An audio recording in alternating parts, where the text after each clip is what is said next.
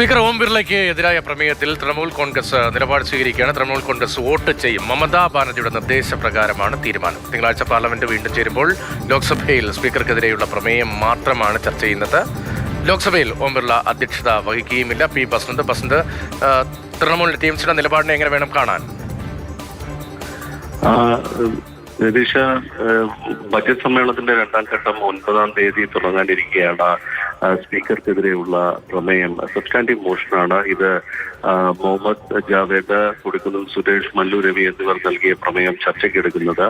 അന്ന് ആ ഒരു കാര്യപരിപാടി മാത്രമാണ് സഭയുടെ അജണ്ടയിലുള്ളത്. അന്ന് ഓം ബിർളയ്ക്കെതിരെയുള്ള ഈ പ്രമേയത്തിന്മേൽ ചർച്ചയും വോട്ടെടുപ്പും ഉണ്ടാകും. സ്പീക്കർ ഓം ബിർള സഭയിൽ അധ്യക്ഷത വഹിക്കില്ല.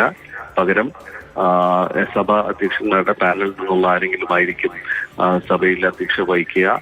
തൃണമൂൽ കോൺഗ്രസ് ഇപ്പോൾ വോട്ട് ചെയ്യും എന്നുള്ളൊരു തീരുമാനമാണ് വന്നിരിക്കുന്നത്. അതായത് ഓം ബിർളയ്ക്കെതിരെ പ്രമേയത്തിന് അനുകൂലമായി വോട്ട് ചെയ്യാം എന്നുള്ളൊരു നിലപാടാണ് ഇപ്പോൾ വന്നിരിക്കുന്നത്.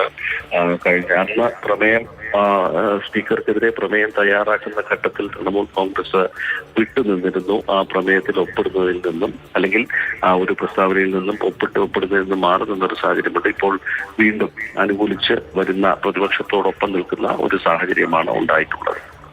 ശരി, പ്രതിപക്ഷത്തിനൊപ്പം നിൽക്കുന്ന ഒരു സാഹചര്യത്തിലേക്ക് തൃണമൂൽ കോൺഗ്രസ് എത്തുകയാണ്. മമതയുടെ ഇടപെടലിനെ തുടർന്നാണ് അങ്ങനെ ഒരു നിലപാടിലേക്ക്. നേരത്തെ തിരുത്താൻ സ്പീക്കർക്ക് അവസരം നൽകണം എന്ന നിലയിലുള്ള പ്രതികരണങ്ങൾ തൃണമൂൽ എംപിമാരുടെ ഉൾപ്പെടെ ഭാഗത്ത് നിന്ന് വന്നിരുന്നതാണ്. പി ബസന്താണ് വിവരങ്ങൾ നൽകിയത്.